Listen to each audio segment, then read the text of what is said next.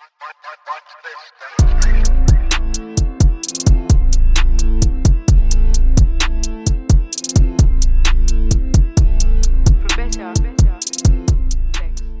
right, let's go. 616 in LA.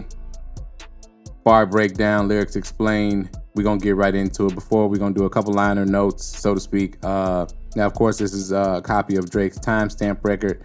That's important because the beginning of the first verse, if you want to call it the first verse, he's rapping as Drake up through the part where he's singing. That's why he's rapping in that Drake kind of chopped up style, those pockets Drake likes to catch. Then he starts singing as well. All of that can apply to both parties. He can be rapping as himself and Drake at the same time. He gives you a bunch of Easter eggs in the lines that we'll go over to show that he's rapping as both. Of course, this track is also tailor-made because Jack Antonoff, the pop producer for Taylor Swift on many of her records, also helped in the production of this record. Maybe he's the one that made them use the Al Green sample that won't get cleared by Al Green. So Jack may be a double agent there. Just joking, Jack. I'm just joking. But also the Al Green sample that is used was released on October 1972 from a track, What a Wonderful Thing Love Is.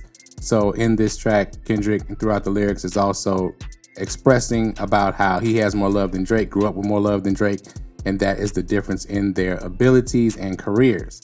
Why he's better than Drake. He has more love than he does. And he alludes to that in later tracks, as we know, Not Like Us and Meet the Grams, and probably the others that are yet to come. Now, the part of the sample that is playing is saying what a wonderful, right? But it sounds like it's saying Boy Wonder. So a lot of people speculated that maybe Boy Wonder is one of the leaks in Drake's camp. But I mean, that's just speculation. It's kind of a reach, but it's kind of not, because it does sound like it's saying Boy Wonder. Now, the meaning of LA 616, the meaning of the title, the numbers, all that good stuff is at the back end of this video. So after the lyrics are explained, that video, which I released yesterday, will also be at the back end of this one. So check that out, or you can fast forward if you want to hear that first and hear what 616 means and the importance of those numbers. And then you can come back to this part, but we're going to start the lyrics. Let's go. Off-white sunseeker at the marina. Fuck a phantom, I like to buy yachts when I get the fever. Now, of course, off-white sunseeker could be seen as three things. Of course, it is a yacht. It's a type of yacht. It's seen as Drake. It describes him in two ways. Off-white, meaning he's half white, so to speak, or that's his tone, kind of. And we got to remember, this is a diss record. Sunseeker, meaning he seeks validation to be black, to be darker, so to speak. And that he also seeks the light of fame, to be in the sun, so to speak, to be in the light. Now, the F of Phantom and the By Yachts Bar are, of course, references to the ghostwriting in general and the ghostwriting of Lil Yachty by Yachts. So by verses from Yachty. Shout out to Alex Ellis in the comments who pointed that out to me. I missed it in the reaction video, but let's continue. Wine cooler spill on my white shirt, the sightseer, trifecta, money, morals, and culture, that's my leisure. Now, at this part, Kendrick describes how he will win the battle. Also, the white tee reference is a reference to Atlanta and the Not Like Us verse, right? So when he says wine cooler spill on my white t-shirt, okay, that's of course blood spilling on your white t-shirt. And of course, one of the most popular songs come out of Atlanta is White Tee by them Franchise Boys. And the trifecta, money, morals, and culture, that's my leisure. He's referring to himself, okay, in a direct way, but he can also be referring to Drake in the way that those are the things that he basically robbed from Atlanta, right? And leisure is what you do in free time and in your spare time and when you need something, right? So this follows When I Get the Fever, right? So in the Colonizer verse in Not Like Us, he's addressing this. So which one was written first?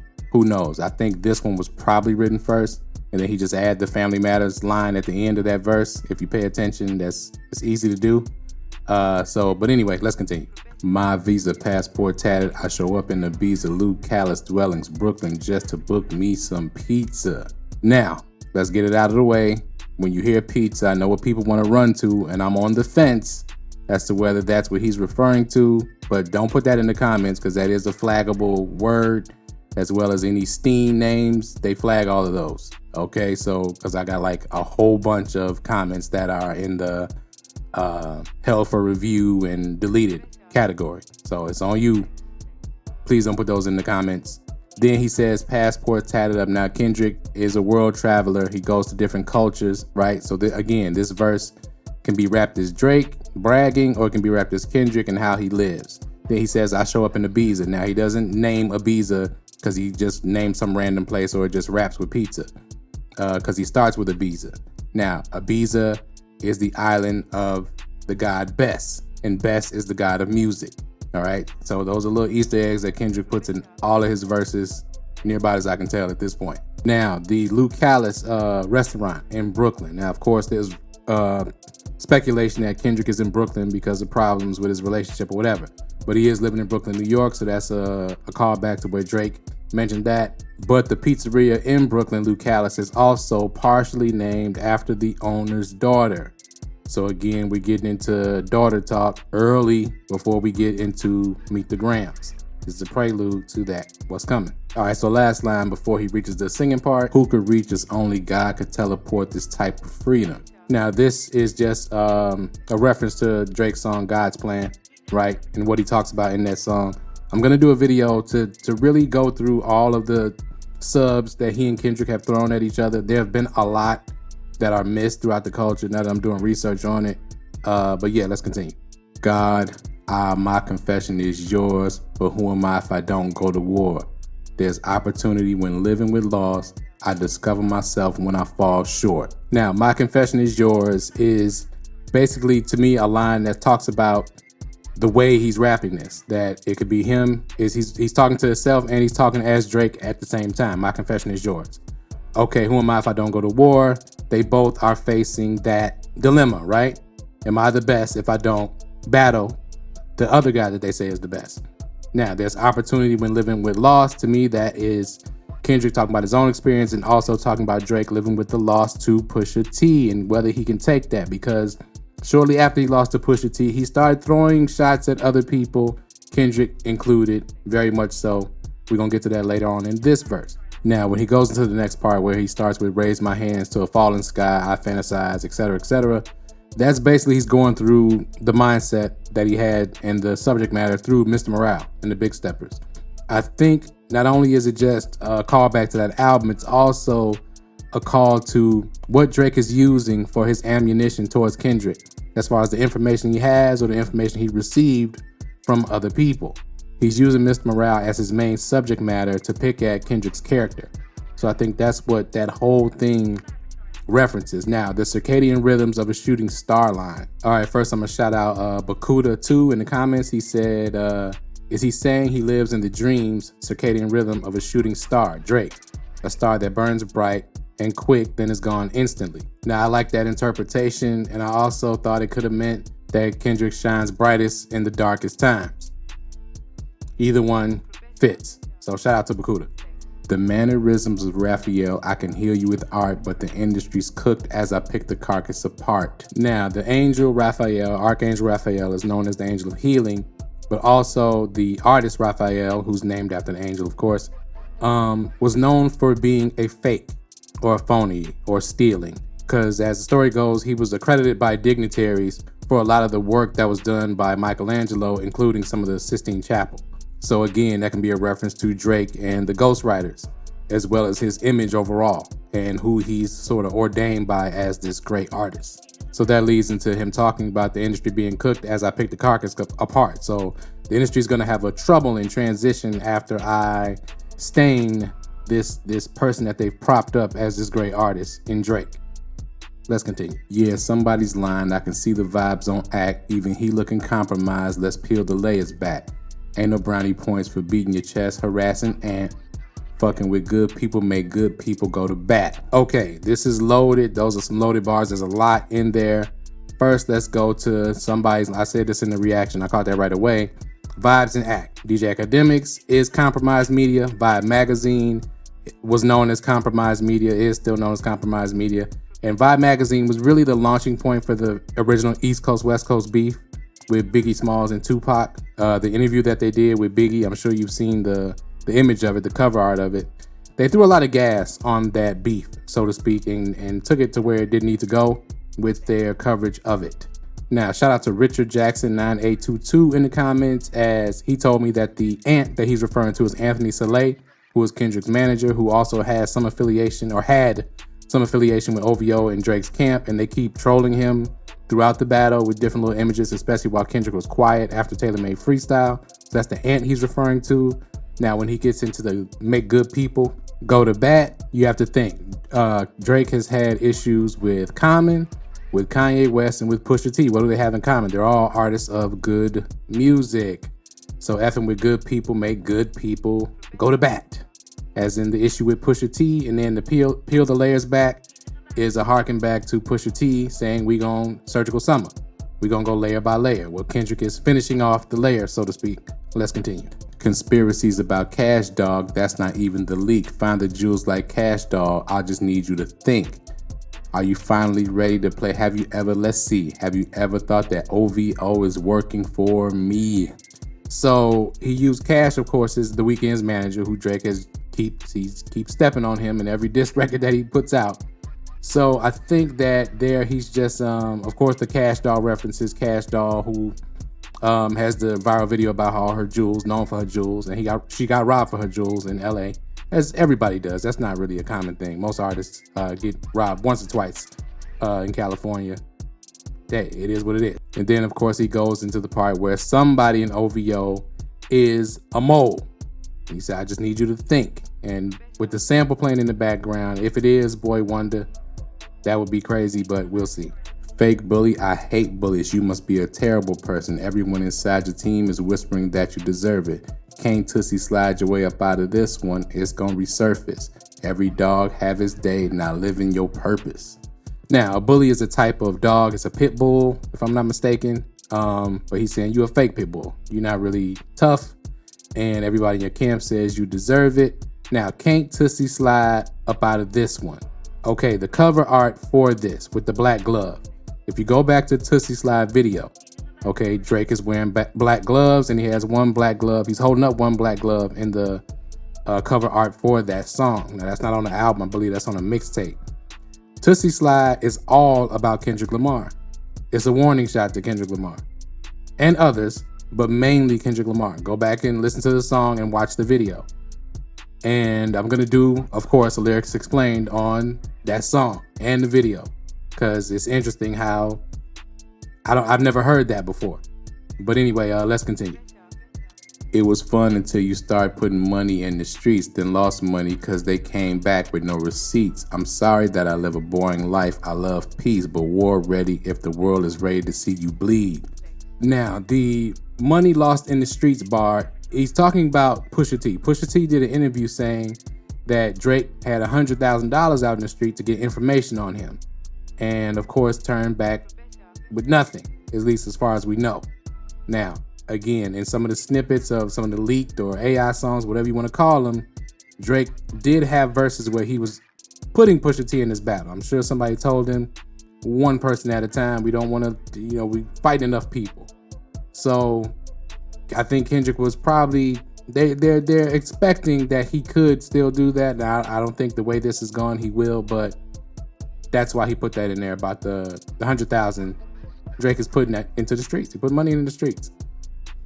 Now to find out, I guess, information on Kendrick probably as well. So let's continue. The Elohim, KTW, no you can't sleep. These images trouble you. No, the wires in your circle should puzzle you. Okay, so the Elohim is basically the Hebrew word for the gods, or the powers, or the energies, however you want to look at it. The transliteration is different depending on where you get your reference from. Now, KTW just simply means know the word. And of course, that means know the word of God, know the Bible, etc., etc. And Kendrick is kind of using those hidden messages to outclass Drake in the battle. While you're fighting on the surface, I'm fighting on the surface and beneath the surface as well. So these images trouble you. To me, that's referring to just the cover art, because I know the wires in your circle should puzzle you, as in figuring out who exactly is helping Kendrick and his side. And all the way up until You My Little Homie, he's just explaining as to why he has so many moles, or Kendrick is trying to make him think he has so many moles and leaks in his camp. But let's continue. But let me tell you some game, cause I can see you, my little homie. You playing dirty with propaganda, it'll blow up on you. You playing dirty with Zach Bia and Twitter bots, but your reality can't hide behind Wi-Fi. Your little memes is losing steam, they figured you out. The forced opinions is not convincing, you need a new route. It's time that you look around on who's around you. Before you figure that you're not alone, ask what Mike would do. Now, in this, okay, first of all, what he's saying is facts as far as the Twitter bots and Zach Bia and all of the propaganda, the AI propaganda, I guess is the best way to put it, surrounding the searching of Kendrick's name and the searching of any of Drake's enemies' names. There's a bunch of jokes, there's a bunch of memes, there's a bunch of all kind of stuff kind of blocking you from searching their names, especially on Twitter. It's very strange, but these are the tactics Drake uses, and he's pointing that out now. But he's also saying it's losing steam. Now, in the losing steam, the forced opinions is not convincing. He's setting up the Not Like Us record and how the stance he takes in the Not Like Us record. Forget about the PDF file stuff. The image that he portrayed Drake as with the colonizer accusation is strategic in getting the psychology of the fans to already look at you that way. Then when I confirm it in the new song, they really look at you that way. It's a good strategy. I know Drake fans don't like that it's working, but it is working. It worked. Now, before the you figure that you're not alone, what will Mike would do? Now, I got the part that You're Not Alone. That's a Michael Jackson song. That's one of his last hits. But shout out to Lotus, Prince, Sukamatsu 6609, and Lady Charity. Now, Lotus Prince, the Mike bar can also be looked at as referring to the song Man in the Mirror, because that's what Mike would do. Mike would look at the man in the mirror to solve his problems or to change his ways, as Kendrick is suggesting that's what Drake needs to do. I like the Drake with the melodies. I don't like Drake when he act tough, right? And then You Are Not Alone, Lady Charity also added, that's written by R. Kelly. And so that leads to the PDF file accusations. They're just accusations. They are alleged. They are not true at this point. So that's it. That's it. Lyrics Explained, 616 in LA.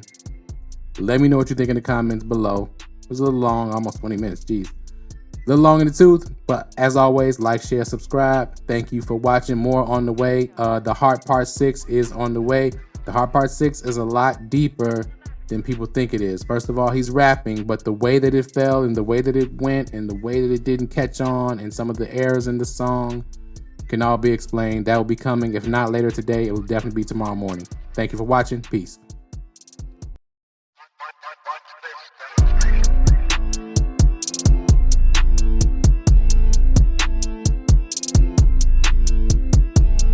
Okay, here we go, people. Here we go. We are going to get into the meaning of the title 616 in LA.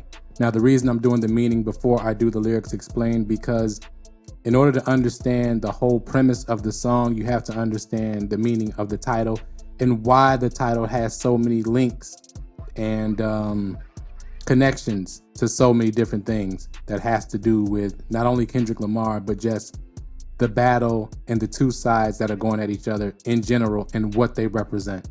Now, the first thing I'm going to get into is that what most people missed is that the title within itself is a double. It's a mirror of itself. So 616 in LA. If you take the letters L and A, L is the 12th letter of the alphabet and A is the first. So if you take the L, split it into two, we know 6 and 6 is 12. It's 616 in LA. Down to the colons and the time, 616, and the periods and the abbreviation for Los Angeles. Now, at the end of the record, Tailor Made Freestyle, Drake asked Kendrick to provide him with some quintuple entendres for the battle. And the number 616, of course, is a quintuple entendre and probably more meanings, but I'm just going to get into the ones that are more popularly known and have been discussed already.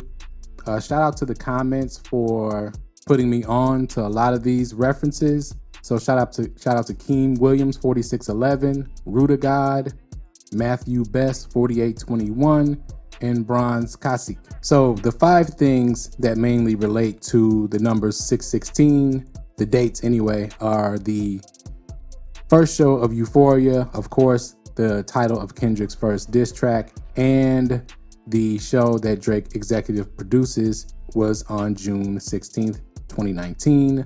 Tupac was born on June 16th of 1971. Father's Day of 2024 will also be on June 16th. Kendrick Lamar's first concert in Toronto on tour with Drake was June 16th of 2011. The OJ trial submission date was June 16th of 1994.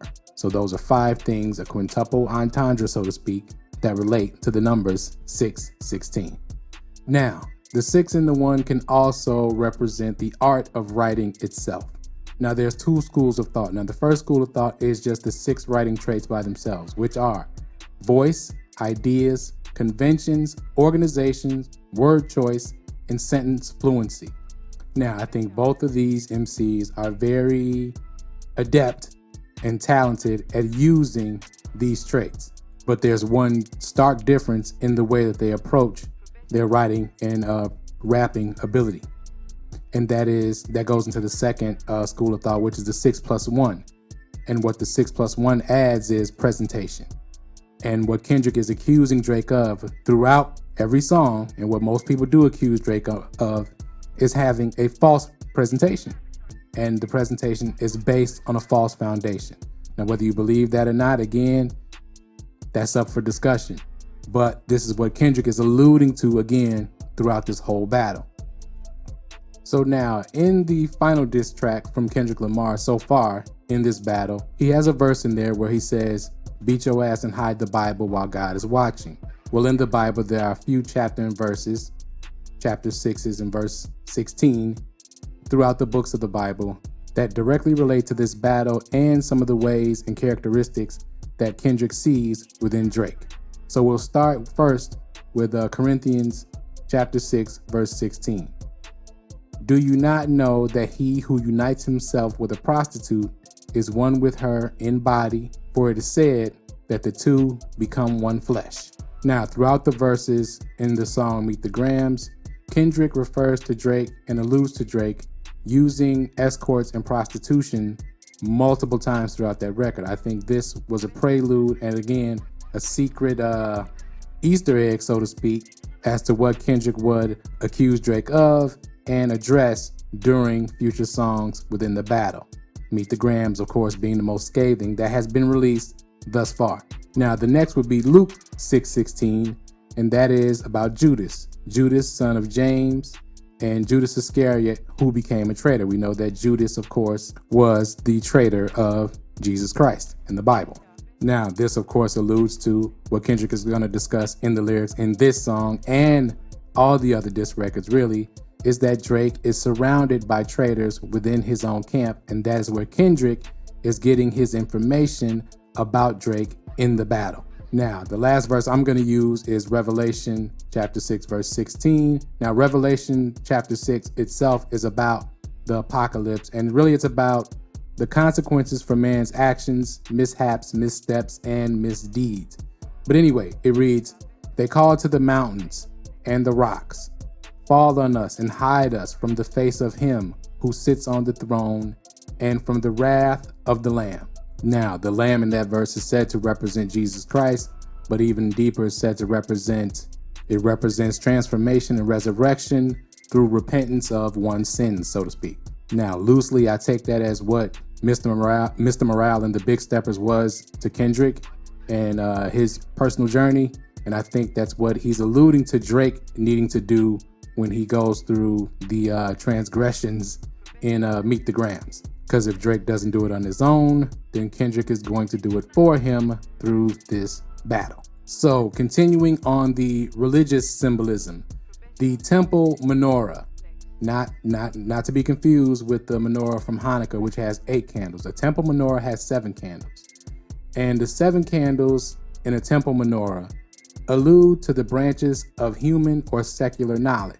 Now, those 6 branches are physics, philosophy, astronomy, medicine, music, and mathematics. Now, they're represented by the 6 lamps in a menorah inclined inwards towards and symbolically guided by the light of God, represented by the central lamp. That's the 7 lamps. So you got 6 on the outside and 1 in the middle, 6 and 1. Now, I know some of you are saying, what the hell is he talking about? Just follow me.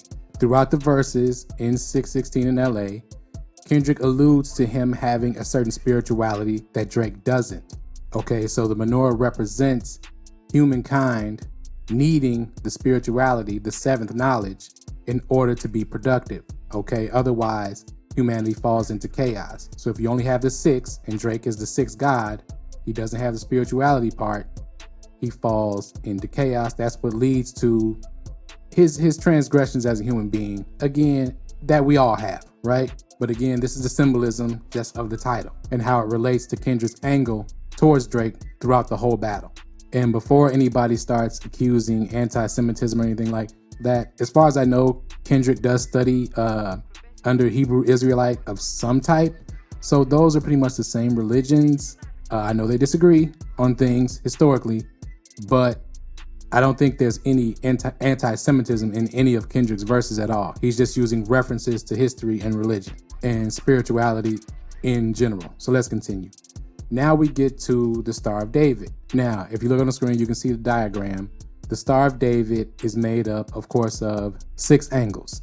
And now there's 2 lines that make up each angle, which you get 6 lines on each side of the star. So if you look at it, it's 6, 1, 6 in between. Now I know this is a little deep for people.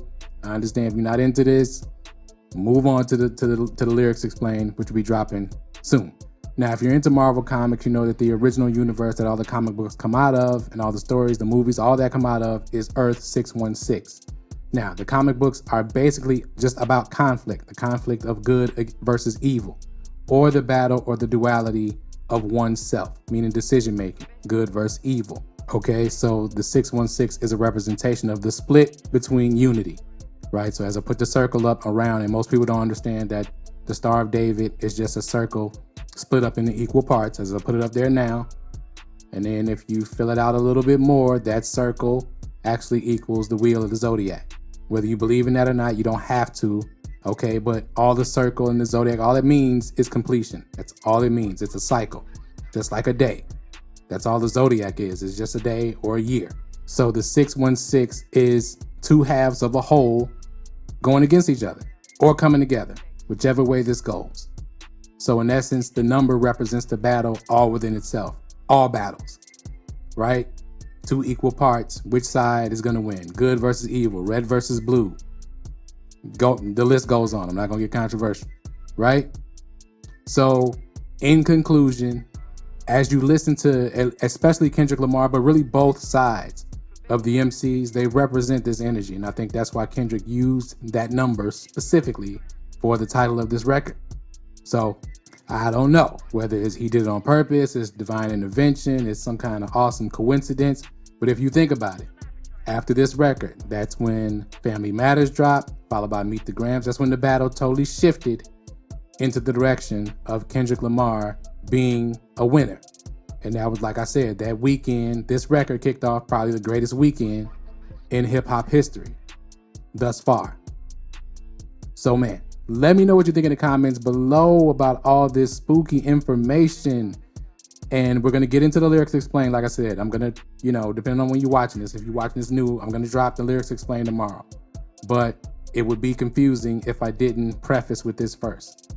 All right, now this is going to be at the tail end of that video. I'm going to put this at the end of it, just so you don't have to go back and forth between 2 videos. People don't think I'm trying to jam up the views, run up the views to make you watch 2 videos. I'm not going to do that.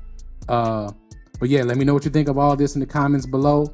If you've been reading the screen, you already know, hit that like button, hit that subscribe button, hit that share button. I'm trying to grow this channel. I think I'm putting out pretty good information. Y'all let me know in the comments below. Thank you for watching. And as always, we out.